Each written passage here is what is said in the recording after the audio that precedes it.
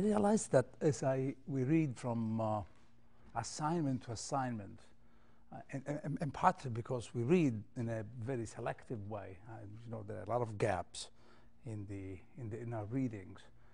I never really have tried to share with you the idea that there is a line, a narrative line, a conceptual line running through the poem. The cantos are not discrete units, poetic units, without much relationship, where the links are to be found symmetrically, maybe with cantos far apart from the cantos that we are reading. I think that there is a continuity going through many of them.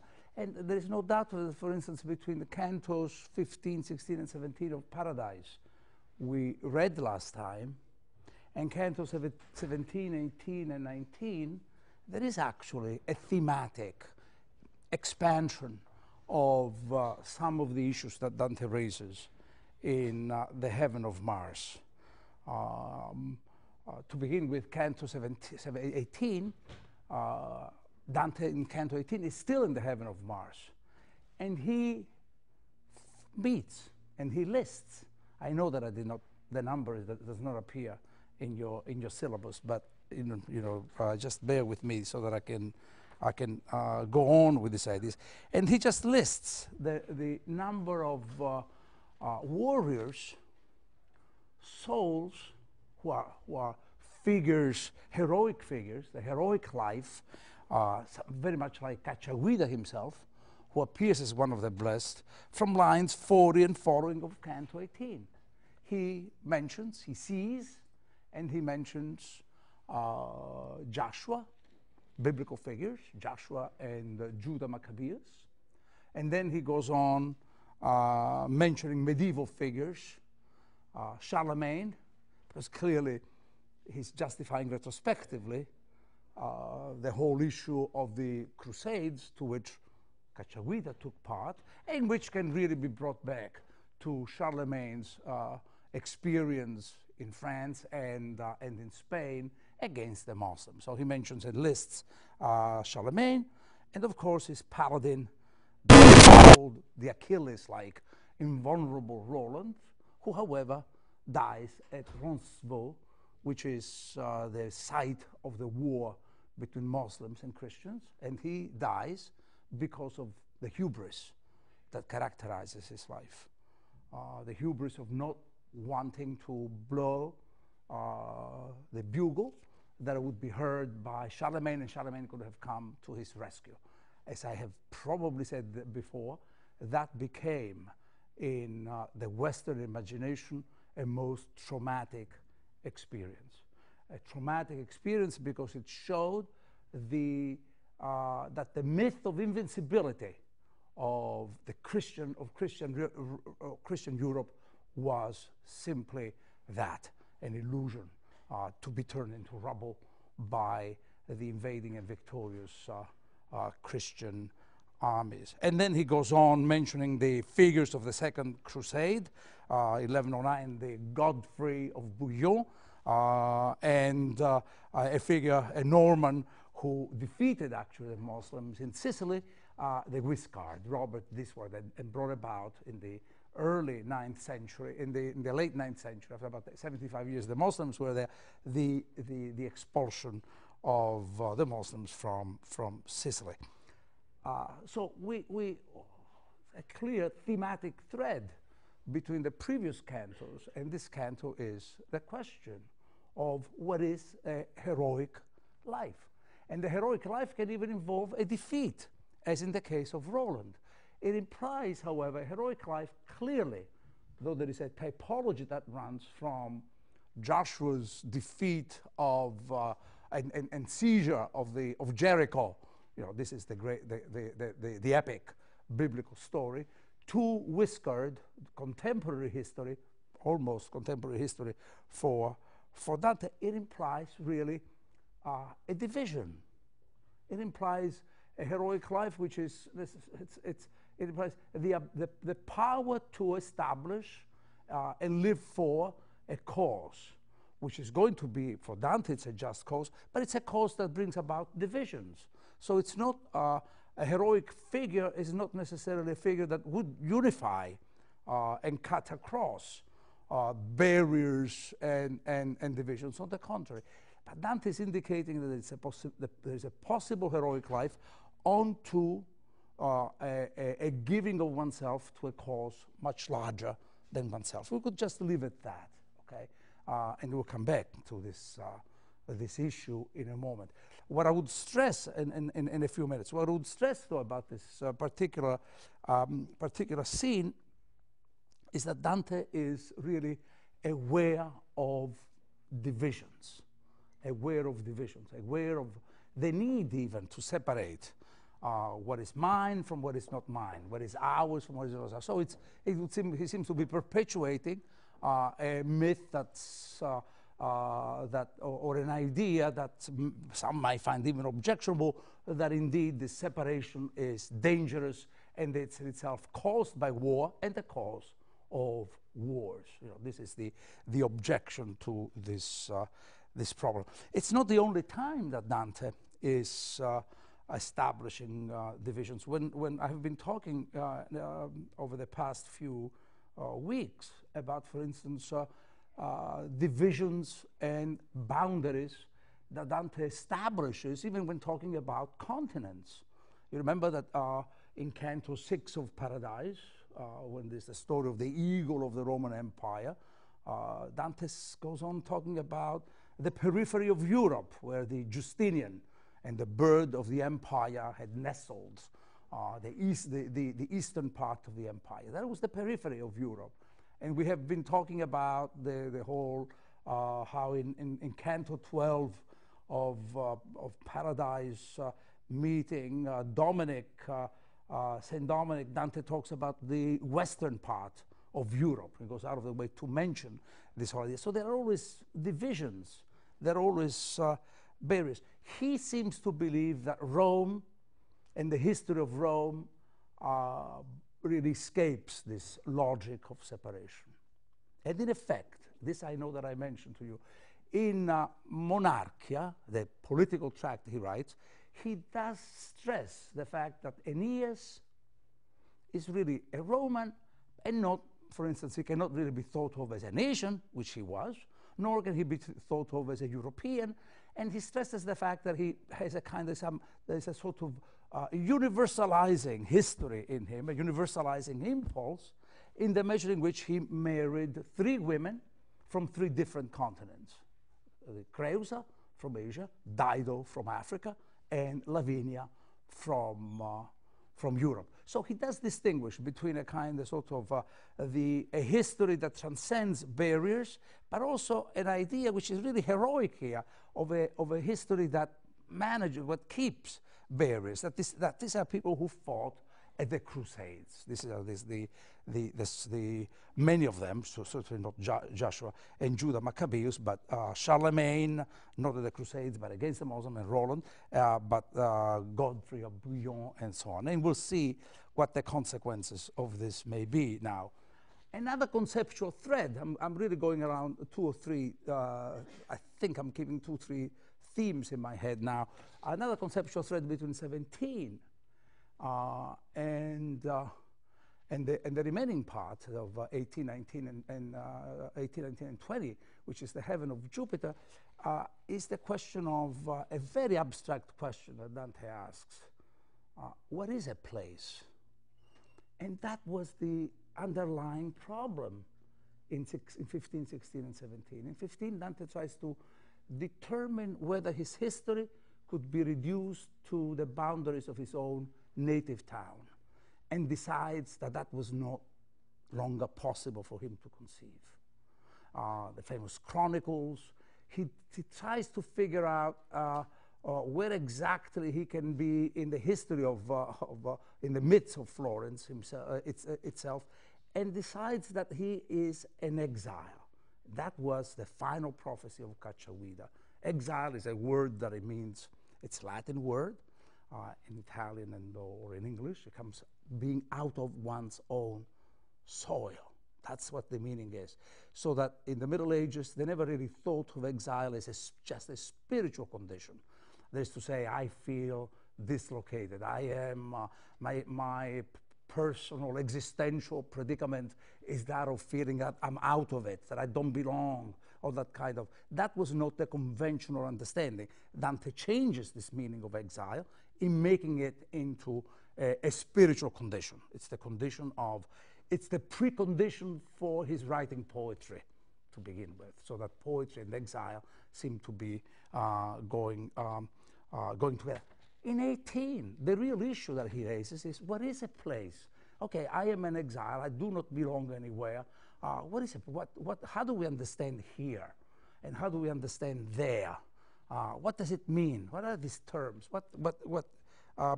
At any rate, so he starts and he enters now into Canto with the remaining part of Canto 18.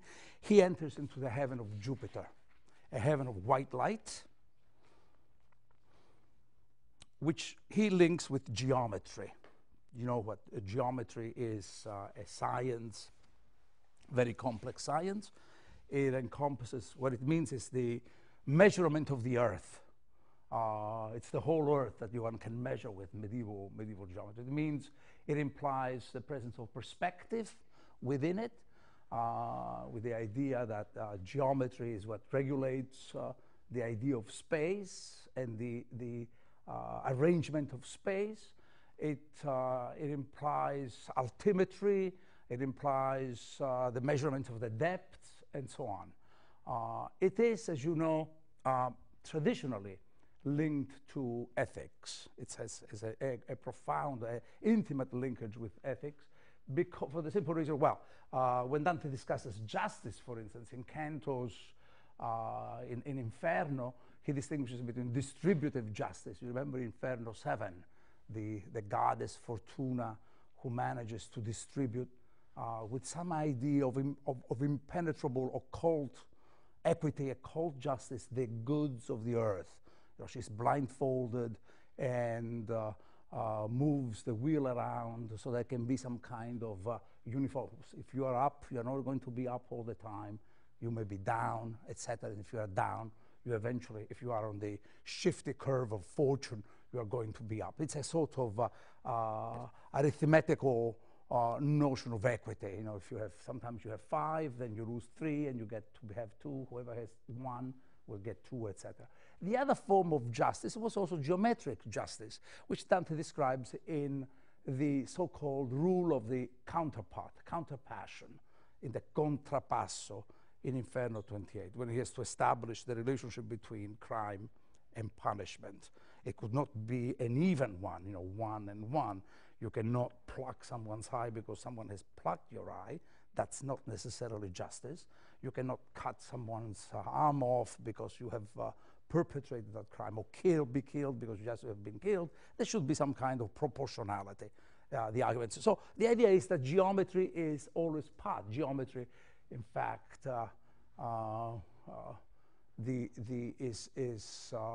is related to ethics simply because its extension always implies a point, which is the beginning of a geometric reflection, always implies the existence of other points. It establishes relations, therefore. That's the language. So in this canto, Dante discusses primarily justice. Okay, what is justice? That's the idea that runs through this. The other thing that you have to be, as you read these cantos, and I hope you read them with care, and I will not say much about it, is that Dante deploys the language of geometry. Now you know that this is a technique of his. If he were dealing with arithmetic, he would do, or music, he would do that. But I just want to give you a few examples of this issues. For instance, just let me open here in the notion of God, the geometer. He will go on talking. For instance, this is in Canto 19. Canto 19. Anyway, really, line 90. look at this line. The primal will, which is self-good from itself, the supreme good, never was moved. Whatever accord with it is in that measure just. The language of measure. No created good draws it to itself, but raying forth. Ray, which in Italian is both radius, it's the ray of the sunlight, but also the radius of a circle creates that good. As the stalk circles, there it goes, even the various shapes, circles over the nest, and then a little bit further down, wheeling it sank, then spoke, etc. Wheeling, again, circular motion, and this continues, literally continues throughout. I want to find for you the image of the image of the compass that I thought it was in Canto 19. It's not, so we'll get to that. We'll find it. So there are a number of these geometrical terms. However, the most important thing here in Canto 19 is that as soon as he enters the heaven of geometry, now we encounter in in Canto 18, we come across a play, a divine spectacle. It's a sort of the heavens are a sacred theater where God will go on speaking to human beings by using, to us on earth, by using the souls of the blessed. This is the passage. I saw, Canto 18, line 17 following, I saw in the torch of Jove the sparkling of love that was there trace out our speech to my eyes, and as birds risen from a river bank as if rejoicing together over the pasture, make of themselves now a round flock. That's a geometric image for you. Now another shape. So within the light's holy creatures were singing as they flew and made themselves in the figures they formed. Now D, now I, now L. First singing, they moved to their own notes, then becoming one of these shapes, they paused for a little and were silent. Within the heaven of geometry, even the letters of the alphabet draw geometrical lines. The semicircle of D, the perpendicular line of the L, and the perpendicular line of the I. We really discover that the beauty of geometry underlies the rigor of the alphabet, so to speak. But more importantly, we discover that these souls that dispose themselves in letters are really God's way of speaking to us. That the language that God uses is the language of human beings. We are the syllables, we are the letters disposed in order to convey this whatever God's message may be. They showed themselves then in 5 times 7 vowels and consonants, and I noted them severely and what they seem to me to mean.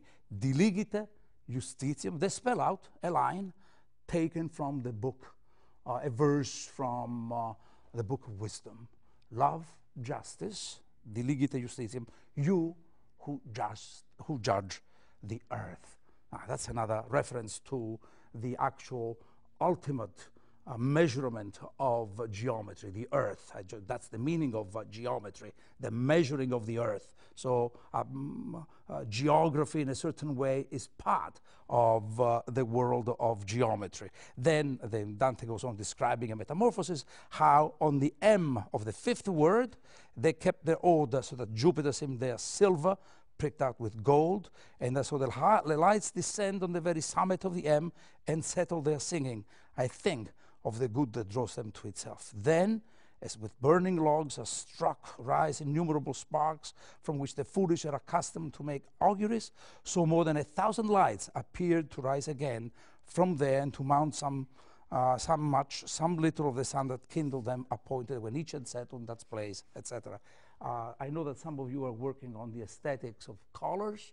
I would point out the scene to you and the complications of color, the white of Jupiter, the gold of the letters, the red of the flames. There is a kind of chromatic, a deployment of chromatic elements within this grand spectacle. Dante is indicating directly and indirectly this chromatic symbolism. So this is what we are, the way the heavens speak to us on earth and to the rulers of the earth. And then Dante goes on in the next canto, 19, wondering what is this idea of justice? What does it mean? He'll ask, Canto 19, line 28, I know well that though the divine justice is mirrored in another realm of heaven, yours apprehends it without a veil. You know, with that intentness I'm prepared to listen, you know what is that doubt which is so old, a fast in me. He's hungry. Dante is hungry to know what divine justice is. And what we hear is the falcon, etc. The bird, the eagle goes on saying, he that turned his compass, that's God as the geometer, an image that clearly echoes two biblical texts. One is of Job 38, the famous passage some of you may know. Dante returns to it repeatedly. Where were you when I drew the boundaries of the earth? Oh, that's the geometrical, the matrix, so to speak. I mean, with this metaphor of God, the geometer. And the other one is in the Book of Wisdom, that goes on talking about I was there with him, and that was his delight when he was drawing the circle around the deep. That's in the Book of Wisdom. There are two biblical passages that insist on this, both a geometric and an aesthetic, a theater, the idea that the shapes of the world are really representations of this perfection of God's geometry. There are two metaphors that Dante goes on deploying, but let's see what the substance of the argument now is. He that turned his compass, you know, we understand why he uses the word compass and the image of the compass, that's clear. Not remaining in infinite excess. That's to me another geometrical language, though the two words are slightly redundant, because excess means something which is measureless. The language of measure, the language of accounting, and the language of limits is set against this idea of something not finite, something that escapes the logic of geometry, okay? The logic of measurements and infinite excess. In fact, I find the phrase deliberately redundant. It's also not only infinite, but it's also an excessive idea of the infinite to drive the point home. A manifest could not make his power to be so impressed on the whole universe. Even the word universe is as much as the poetic term, we speak of verse in poetry. And I wonder how many of you have ever wondered where does that word come from. It comes from geometry, because it implies a turning. You come to the end of the line and you turn, and you draw a geometrical figure. And so does the universe. It's one turning, it's the sphere. You can have hemispheres, but the two hemispheres make the universe. No? These are all, as you see, I hope you enjoy them as I enjoy them telling you about this. And in proof of this, the first proud spirit, Lucifer. Now that's geometry of the soul. The first proud spirit who was, and as you know, Dante connects pride and geometry, or perspective, as we said before. The first proud spirit who was in the highest, that was highest of all creatures, fair and ripe. What a great adjective. Lucifer falls unripe, because grace implies a ripeness. Ripeness, the idea that you are ripe when you have been touched by grace. Ripeness is all one could say, using another, referring to another text, not by Dante. Through not waiting for light, that's Lucifer, from which it is plain that every lesser nature is too scant a vessel for that good which has no limit and measure. I'm not going to indicate that anymore. Itself by itself. Thus our vision, which must needs but be one of the rays of the mind of which all things are full, cannot by its nature be of such power that it should not perceive its origin to be far beyond all that appears. Therefore, and that seems to be the essence, the brunt of the argument, the sight that is granted to your world penetrates within the eternal justice as the eye into the sea. For though from the shore it sees the bottom, in the open sea it does not, and yet the bottom is there, but the depth conceals it.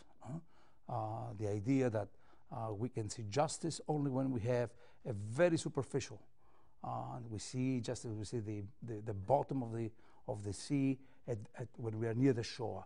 Only when we have a superficial understanding of do we see the bottom. Otherwise, we don't. God's justice is as imponderable and unfathomable as the seafloor can be out of away from the shore. There is no light there, but which comes from the clear and so on, and it changes. And then Dante complicates the issue a little bit, and he really asks, where is the justice? Is justice limited to a place, to a continent, to the economy of Christian Europe? And how is it related to other places? We have a notion of what nowadays we call alterity. You must have heard that term, the other, the idea of the other. In the Middle Ages, by the way, it was not alien to this thought of the other. I can give you a few titles of Aquinas writing a tract against the errors of the Greeks. That's a sense of otherness.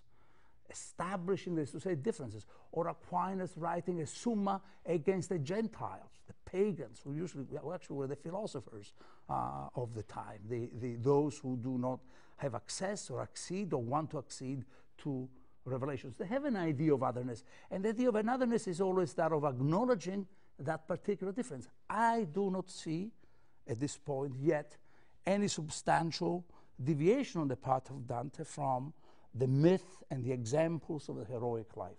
The examples of the heroic life are those who literally established boundaries, who within those boundaries managed to live according to the fullness of their virtues.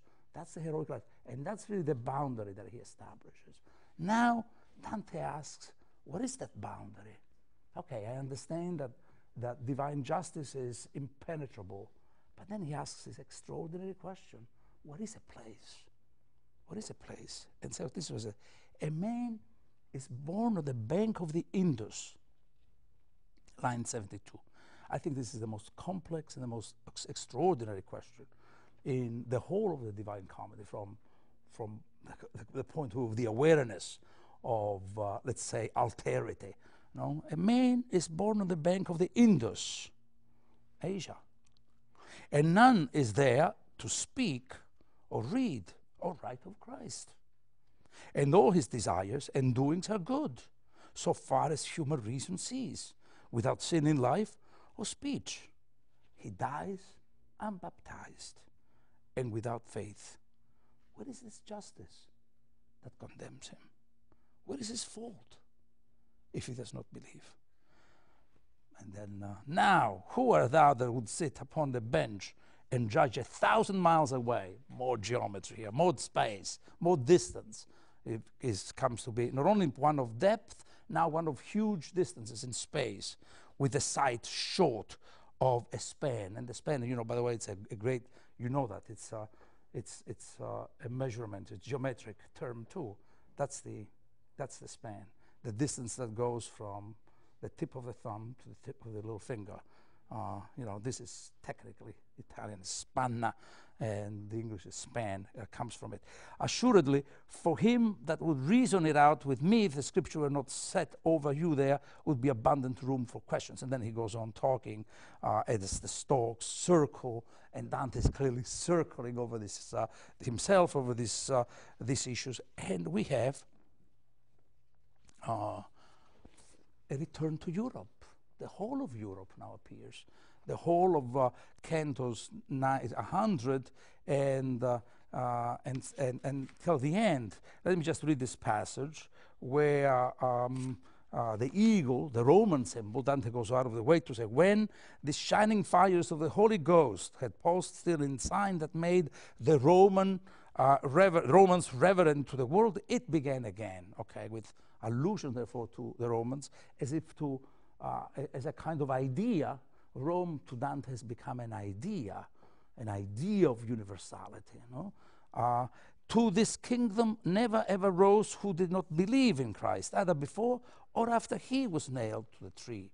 But note, many cry, Christ, Christ, who shall be far less near to him at the judgment than such as know not Christ and such Christians. The Ethiopians, Africa, is being mentioned, shall condemn when the two companies are parted. What can the Persians, Asia, once again, the three continents are going to be. So there are divisions of belief now, and these divisions of belief seem to lose all consistency because you may be a European and there is a moral alterity within Europe. Alterity is not just a question of geographic disposition. It's not part of the economy. Someone who is a Persian is other than me. It is, but there is, in terms of the moral life, clearly there is an alterity within Europe. In fact, Dante does not. He starts with the kingdom of Prague, lines 118, Albert, by which the kingdom shall be made desolate, and then to France, then shall be seen the misery brought on the Seine. Count all the countries, by the way, he seems to know the history of. On the Seine, from the debasement of the currency by him that shall die from the charge of a boar. There shall be seen the pride that makes thirst and so maddens the Scot and the Englishman, that neither can keep within his bounds. There is a history of violence that transgresses also all boundaries. All right, and that can be a violence, and I will give you a little story about that. It will show the wantonness and soft living of him of Spain, and of him of Bohemia, who never knew worth nor sought it. It will show for the cripple of Jerusalem his goodness marked with an I, while an M will mark the opposite. It will show the avarice and cowardice of him that holds the island of fire, Sicily, where Anchises ended his long life. And to make plain his insignificance, his record shall be in contractions and will note much in little space. And manifest to all shall be the foul deeds of his uncle and his brother, by whom a lineage so illustrious and two crowns have been dishonored. And he of Portugal and he of Norway shall be there, known there. And he of Russia, meaning literally Russia, who to his own hurt has been the coin of Venice. Oh, happy Hungary, the irony is heavy, if she no longer let herself be wronged. And happy Navarre, if she arm herself with the mountain that surround her. And for earnest of this, all men should know that Nicosia and Famagosta lament and complain of their own beast, which keeps its place beside the rest. So the whole of Europe, this is now the history of Europe, in a way that Dante has given the history of the empire, Roman Empire, but this is the history of Europe, a history of desolation and moral dereliction. These are the terms of. So what is here and what is there? What is within an economy of redemption? What is not out of the economy of redemption? This is exactly the question that Dante asks, and the answer is that we do not know. We do not know how this salvation is going to work out. No one can claim, therefore, to decide what exact moral boundaries can exist between a place and another. That seems to be the idea that he tempers, therefore, the notion, on the one hand, the idea of boundaries, and on the other hand, there is also this notion that boundaries are political, but they are not, nor can they be thought of as being moral boundaries. So he distinguishes the two the two issues. What is his answer? What is he trying to say? Before I try to tell you about this, let me tell you about a little text. It has nothing to do with the Middle Ages, but I'm sure you know the text. It's that little story that Herodotus, who is a great Greek historian, tells this story of in the histories. Really, before the beginning, the Greeks are getting ready to invade Egypt and go into Egypt, and he really writes a story to warn them about what the dangers that they might be surprised by. All the dangers wherever you go across boundaries and violate boundaries. It's really an argument in favor of boundaries. And he tells the story of a king, the king of Egypt, Cauderus, I think his name is, who was not a very sharp man, a very bright man. Not only was not a very bright man, he also had a very beautiful wife. And he was so taken with the beauty of his wife that he wanted everybody to know about it. But he can't tell everybody. But he tells his advisor. And the advisor, who is a very prudent man, says, "Sire, Your Majesty, I don't want to know. I believe you. Don't tell me more about this. But you got to know. You got to hear me. Because, you know, not only you got to hear me, I want you to see the naked beauty of my wife. It's beyond belief. And I want you to see it because human beings tend to trust their eyes more than what they hear, more than their ears. We don't really believe what we hear. We think that there may be, but what we see is direct, and we want to have access to it. The counselor very prudently says, "No, sire, this is really too much trouble. I cannot disobey you, but you are forcing me to really insist that I believe you completely. You can go on telling me about her beauty. I don't want to see it. No, I'm arranging this." And he contrives a little plot. The wife has to go bathing in a room next to the bedroom. The king, leaves the door open for her to come in, the bedroom door. And so while she's away, he allows the counselor to hide in the shadows of the room, the little corner. The queen comes in, undresses, the counselor sees her naked, and very quickly walks out, hoping silently and hoping not to have been seen. The morning after, the queen, who was a sharp queen, calls him into her office and says, "I saw you. Tell me what you were doing there." So the counselor has no choice but saying, "Your Majesty, the king, your husband, asked me to come in there." And the queen says, "I imagine that that's really what happened, but at this point, one of you two is one too much, too many. One of you, either you kill the king or you kill yourself. The idea that I have been ashamed and been seen naked by two men is unbearable to me." And the counselor does what I'm sure all of you would do. He became the king. Very simple. And by the way, Herodotus goes on even saying that he lived a very undistinguished life. It was not a big deal, I say. But he's warning. Herodotus is really warning us to understand that there is always a limit that we have to set up and protect between what we say me or mine, I, and what I say you. This is the language that Dante uses at the beginning of Canto 20. They say I and mine when they mean we and our. This is a very thin line that has to be observed. The king, of course, just to finish that little story, the king was a fool. He had no prudence. He had no sense of the difference between the private life and the public needs. He had no idea that there are things that you keep to yourself and you don't share with others. As one can go on complicating the problem. But the issue is that he understood limits. You are going on into another man's country. You have to act as if you don't have to go too deep into it, and you don't have to try to violate. It's a country's, a woman's nakedness, meaning the essential, the private sense of oneself.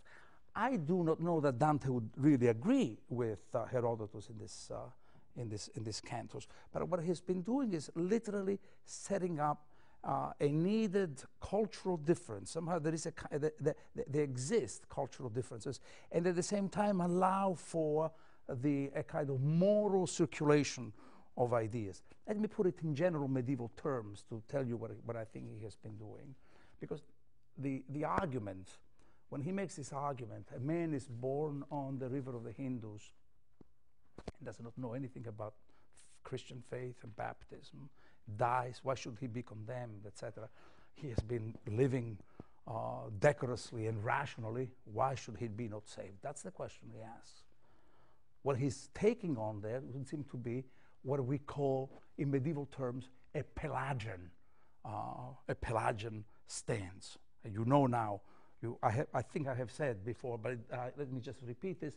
Pelagian is an adjective that comes from the name of a British monk of roughly the time of St. Augustine, the 5th century, Pelagius, who really maintained that by the exercise of, through works, through good works, human beings, I would say, living according to principles of nature, human beings can be saved. It would seem almost that Dante is taking that position, to a position, by the way, which he probably even held in the philosophical text called The Banquet. That was one of, I don't agree with that, but there seems to be such an emphasis on the ability of human beings to live rationally, that the demands of grace and the demands of faith are somewhat bracketed and a little dim.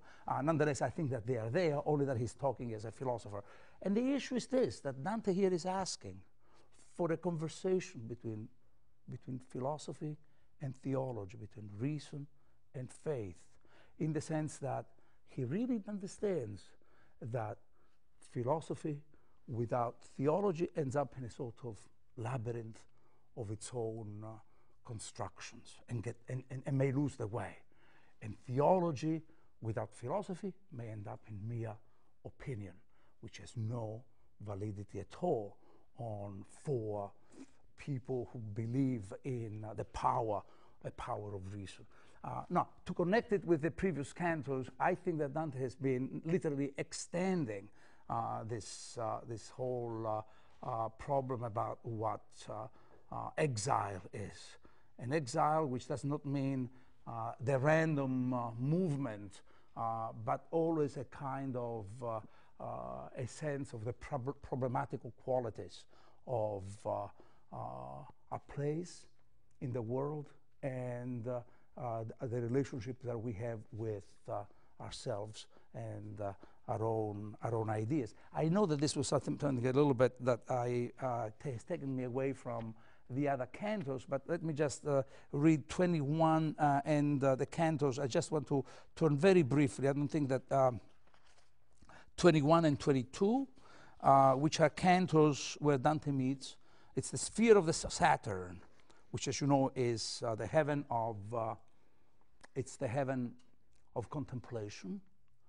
The word Saturn, the myth of Saturn is the myth of time, devouring everything that it engenders. That's what you remember. That time is the first cannibal of history, eating up what it produces. This is the minutes that are just taken in. It's the name seems to come from the saturation of time. And Dante is coming to, this is the last planet, and it's also the heaven of astronomy. So he's forcing on us the idea of what contemplation is. Here he finds the contemplatives, and among them there is the soul of a founder by the name of Benedict, the first, from where the contemplative order came from. The word contemplation really implies two things. If you ask what is a contemplation, because there is always a debate as to whether Dante is a mystic or he's not a mystic. I think that if there is anything that he has, he's a contemplative in the true sense of the word. The word contemplation translates the Greek theory, which is really the turning of the mind toward the essentials, theory or contemplation. The word comes from templum, contemplation, which is, as you know, the Latin word for tempo, but also from the Latin word for tempus. They're the same words, you know. Tempo, the word for tempo and the word for time have the same origin. And they both come from the Greek word called temno. The Greek word is temno, which means to cut, to cut. Saturn, time, with the scythe, cuts.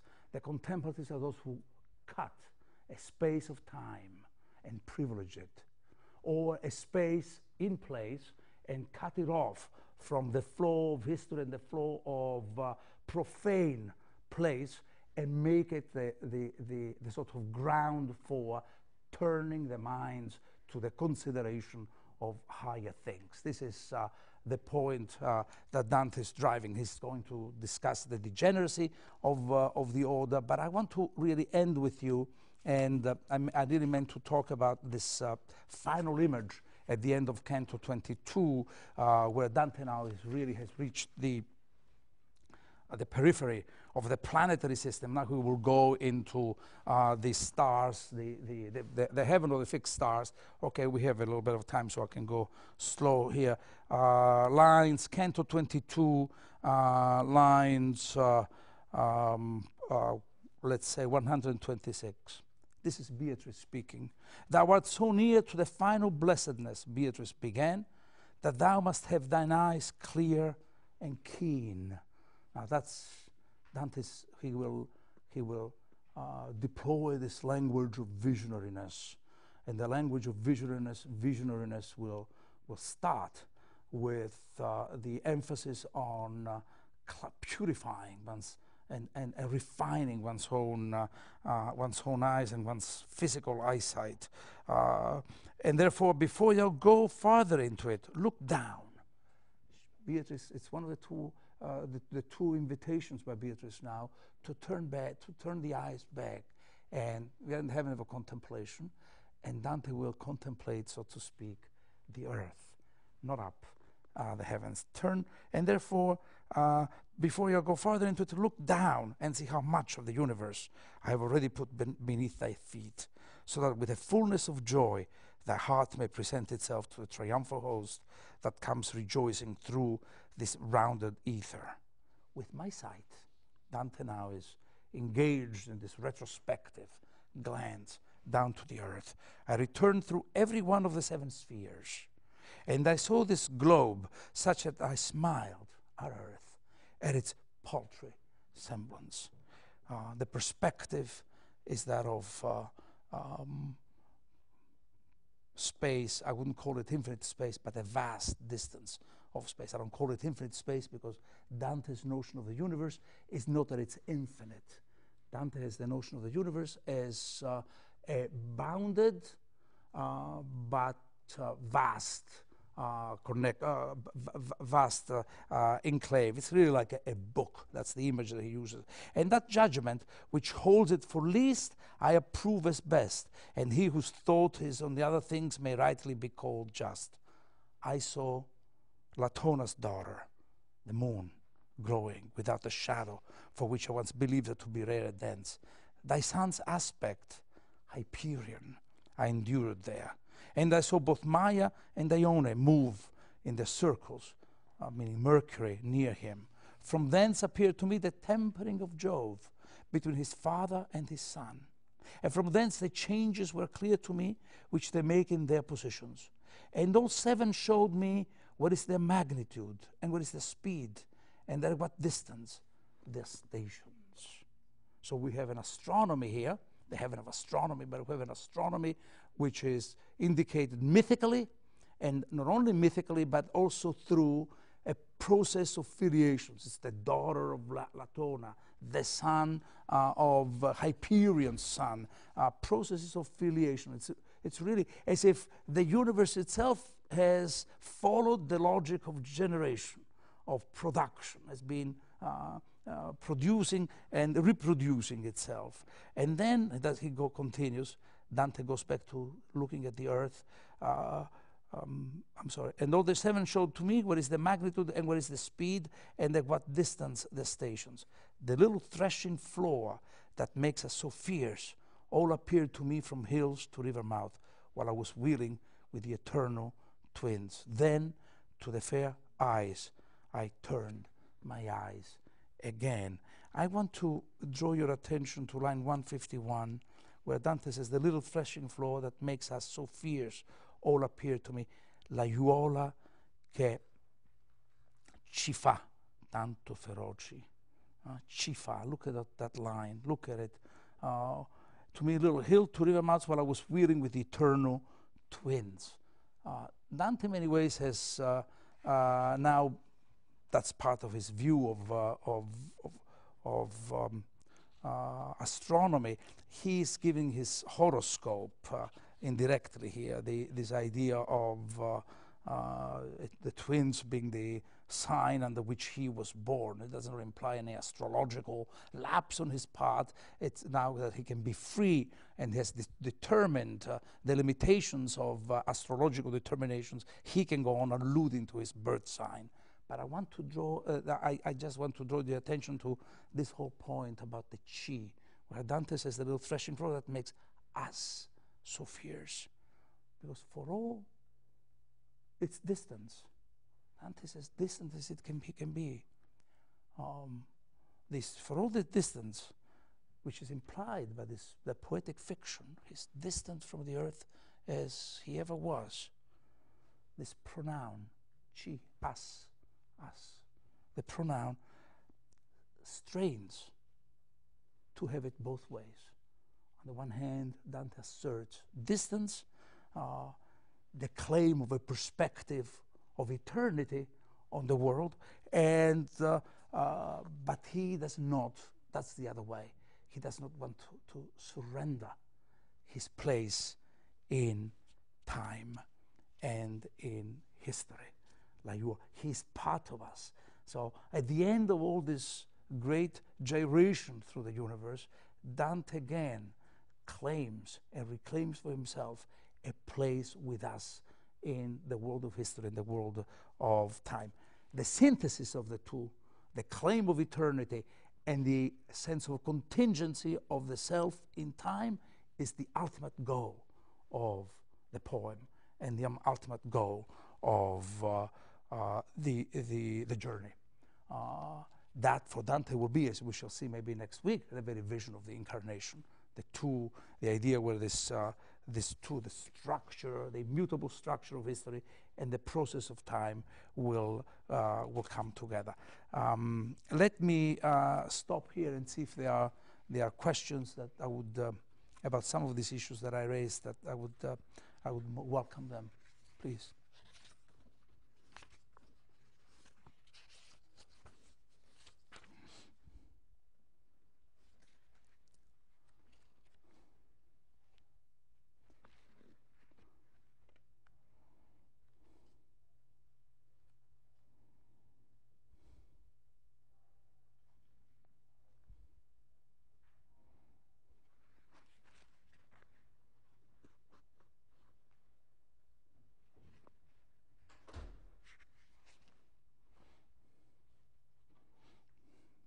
The passage, by the way, about maybe we should even the passage where Dante talks about his own horoscope was given a little bit earlier, line 112 of Canto 22, where Dante says, "O glorious stars, O light pregnant with mighty power, from which I acknowledge all my genius, wherever it be, with you was born, and with you hidden, he that is the father of which mortal life when I first tasted the Tuscan air, and after when grace was granted me to enter into the high wheel that bears you round, your region was assigned to me.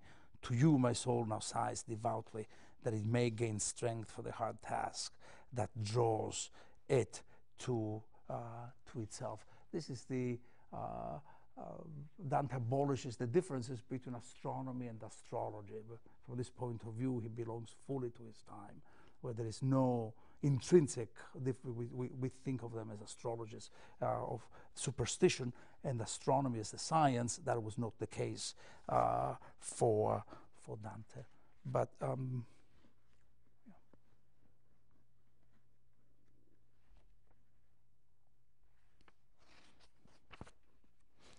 the another little detail, since I'm introducing the question of visionariness now in cantos with the contemplation, let me just mention this initial image to give you an idea of how Dante proceeds. The initial image at Canto 21, of the very beginning of Canto 21, Dante is in the sphere of Saturn, where the contemplatives are, and this is the ladder of ascent. But before we get there, this is the passage. Already my eyes were fixed on the face of my lady, and with them my mind, which was withdrawn from every other thought, and she did not smile. But were I to smile, she began to me, you would become like Semele when she was turned to ashes. For my beauty, which thou hast seen, kindle more the higher we climb by the stairs of the eternal palace, is so shining that if it were not tempered, thy mortal powers in its blaze would be as a branch split by thunderbolt. We have risen to the seventh splendor, which beneath the breast of the burning lion raised down, now mingled with its power. Set thy mind behind thine eyes, and make of them mirrors to the shape which in this mirror will appear to thee. This is an extraordinary image, the image of the myth of Semele, the young woman who fell in love with God. It would seem to be, of course, an extraordinary spiritual story. Ovid tells it as a very carnal story. She wants to love Jupiter, and Jupiter will agree to love Semele back on one condition, that she never asks the god to show himself forth for what he is. She has to accept the god's disguises. A variant, if you wish, of what later will appear with Apuleius, the idea of Eros and Psyche. You remember the love of the relationship between mind and love. Love does not want to be seen for what it is, and always wants simulacra and deceptive figures to cover its essence. This is the same thing that is asking, that Dante is recalling. And of course what happens in Ovid is that Semele, in love, and because of love impels curiosity, she asks Jupiter to show himself forth for what he is, mindless of the danger that Jupiter had predicted this would befall, and the danger of death that would befall her. In fact, he shows himself, and she cannot bear the extraordinary beauty of the god and gets destroyed, turned into ashes. That's the myth that Dante is recalling. So that the inevitable question for us is, why would Dante recall this story here at the beginning of the cantos on contemplation? And the answer that I could give you is that Dante does so because he's aware of the dangers of visionary claims. And this is, look, if you read the Bible, for instance, you do know that there is a tradition in the Bible among the Jews to turn their back, for instance, to even the passing of what is viewed as holy, like it would be the Holy Ark, or they cover themselves in because of the wisdom or the tradition of not seeing, of never trying to have mixed the profane and the sacred, out of the sense of the danger that would befall those who are in the space of the profane space, or who are outside of the sanctuary. Dante is making this, or Beatrice is telling him that he has to endure the limitations of his human nature, and that his human nature, the trait of his mortality, which is that of seeing through images and through obliquities, cannot yet be given up. He does this as he enters the heaven of the contemplatives, who they themselves were longing and desiring to see God, but accepted this longing as the sign of God's presence and gift to them. This is an extraordinary passage in terms of what Dante thinks of contemplation. And clearly the danger of thinking of contemplation as the condition that would allow and bring about the vision of God. Such a vision, Dante is saying, is not going to be possible while we are here on earth. So there's a number of ambiguities about this problem. And then we could also mention the why Benedict? Why is Benedict here the figure that appears in Canto 22 as the exemplar? First of all, he's the founder, as I said, of the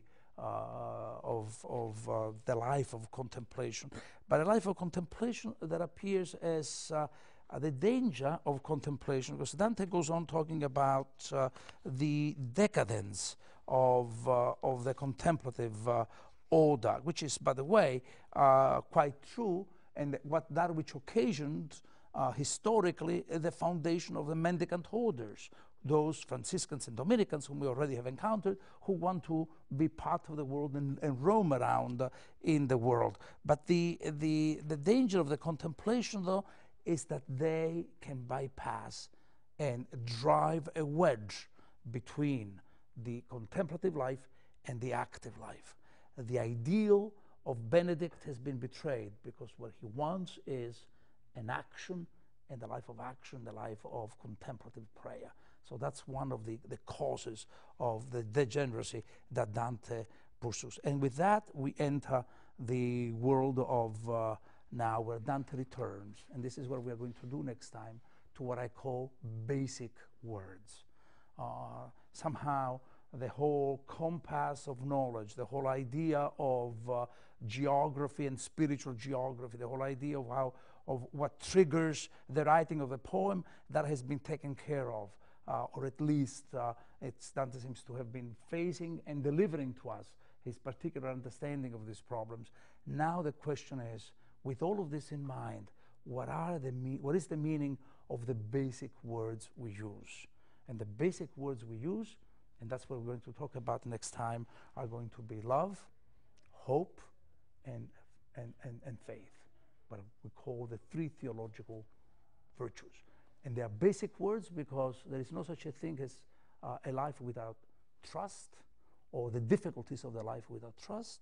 There is not a possibility of a life without hope, and certainly that which for Dante remains the biggest mystery of all, there's never the possibility of thinking about a life without love. It becomes a mystery because he can define the other two words. He escapes the responsibility of defining love. It is as if that were really the biggest mystery throughout the Divine Comedy and in his experience. So let me see if there are some questions. Now I have thrown put a lot of chestnuts on the fire, as we say. So let's.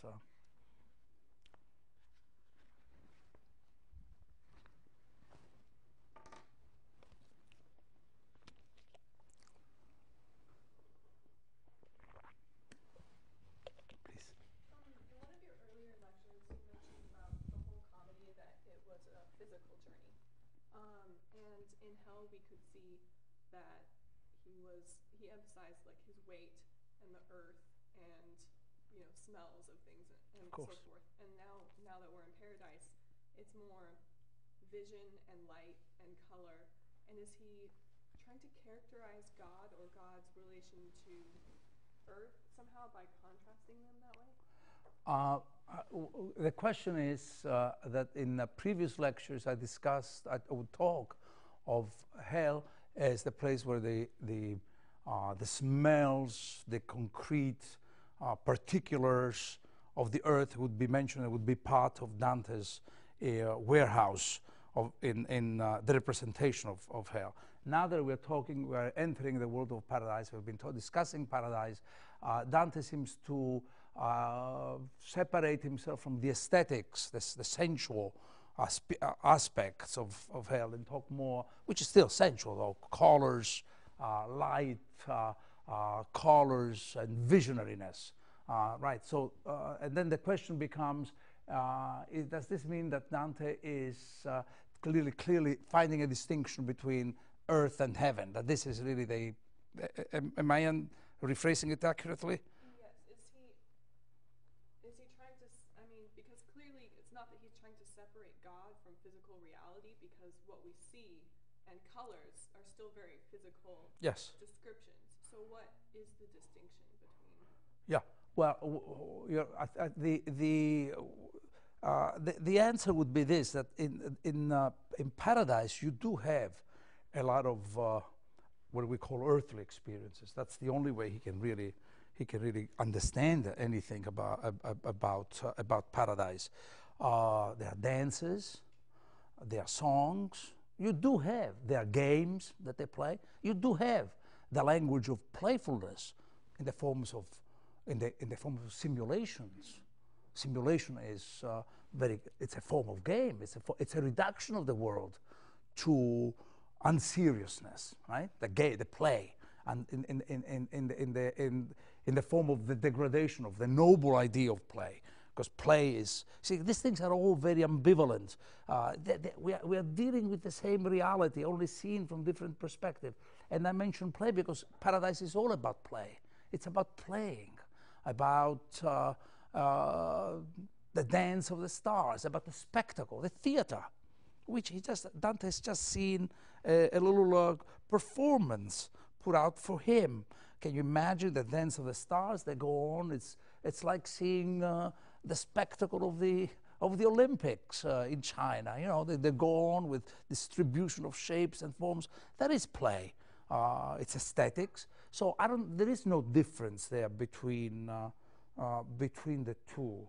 I don't see a difference there. Of course, that has nothing to do. Whatever he's seeing in paradise has really nothing to do with the understanding of the divinity.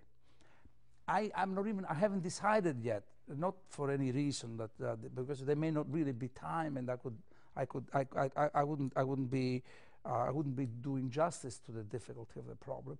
I haven't decided whether to discuss the cosmology of paradise, of the universe that appears in Canto 29 of Paradise, where Dante goes on talking about two universes, for instance.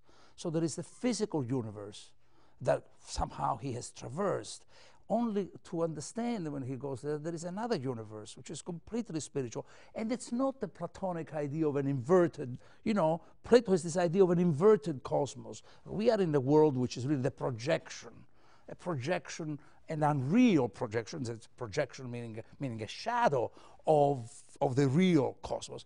It's not really that. There are two adjacent cosmos, both very real, and that's where we live and where we don't live. Beyond that, as a speck of sand, he says, as a speck of sand, there is a light that clearly is the light from which all creation emanates. So God remains forever a transcendent.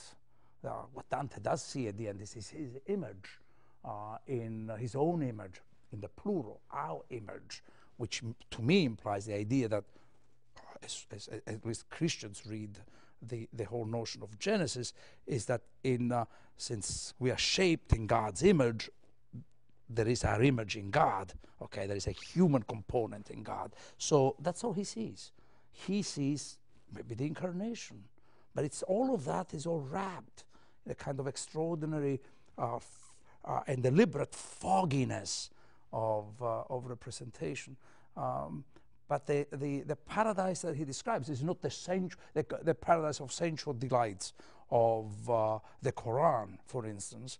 But there's a lot of game and play and the stars, the amorous discourse of paradise engages and involves even the stars. They go on wooing each other. It is as if literally the whole cosmos is involved in this extraordinary dance of love that keeps it together, makes it cohere, as opposed to, say, Lucretius' idea of an anarchic universe forever on the verge of falling apart.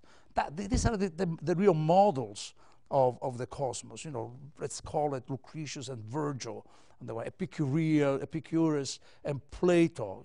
This is Dante and the heavy tradition, because it's very heavy, the tradition of materialism. The spiritual tradition is very small in comparison to the heaviness of the physical, of the scholars of physics who want to see the cosmos in physical terms. But Dante opposes it, and somehow he finds kind of, that's what the universe, that's what keeps the universe together, is really love. And that's what we're going to find out. That I will read. The rest I don't know. Other questions? Please. When Beatrice is warning Dante not to look directly at her face because he might become like Semele and just turn to ashes, do you think Dante is trying to allude back to Medusa and the danger of just looking directly into the face of something so powerful and being reduced to, you know, something that isn't human? Like, I don't know, I was reading down and she said, set thy mind behind thine eyes and make of them mirrors to the shape in which in this mirror will appear to thee, as if like the mirror is sort of, the mirror is like the eyes, like the intermediary, just like the shield was the intermediary for looking at the Medusa. Very good. The question, let me just record the question. The image of Beatrice as Semele, whose smile could potentially destroy the lover, the pilgrim who were to look at her face. The question is that supposed to be a sort of, let's call it palinodic variant, a version of the scene of Medusa in Inferno 9, who threatened also, in that case, the pilgrim with petrification, with the turning into stone. The intellect would petrify. That's really the allegory. And there, of course, in the canto of Medusa, there was always the shield of poetry, right? The shield of Perseus. And the answer is yes, absolutely. This is exactly what is happening. I think that this is, if you're thinking, as I think you are, of writing about, are you thinking of writing, no, about Medusa? No. I haven't decided yet. Okay, well, but if you're thinking of writing a paper about Medusa, I think that you are absolutely, you would, and the two scenes, you would be absolutely correct. The story of Medusa is, but it's interesting. The story of Medusa is the story of, we viewed it, as you remember, the temptation of looking at the past, a way of Orpheus, turning Dante, who casts himself as Orpheus, you know, who is told not to look back, and yet Orpheus stands for a sort of impatience, a kind of skepticism about the injunction, the fear that Eurydice may not really be following him. He turns and loses her. Some modern mythographers even see that look. I'm thinking about a man by the name of Blanchot, says he really wanted to lose Eurydice, and because he thought this way he could write poetry, so that poetry can become the perpetual voice of absence, etc. Dante does not go that far, but it's clear that it's tied to a poetic experience of his own.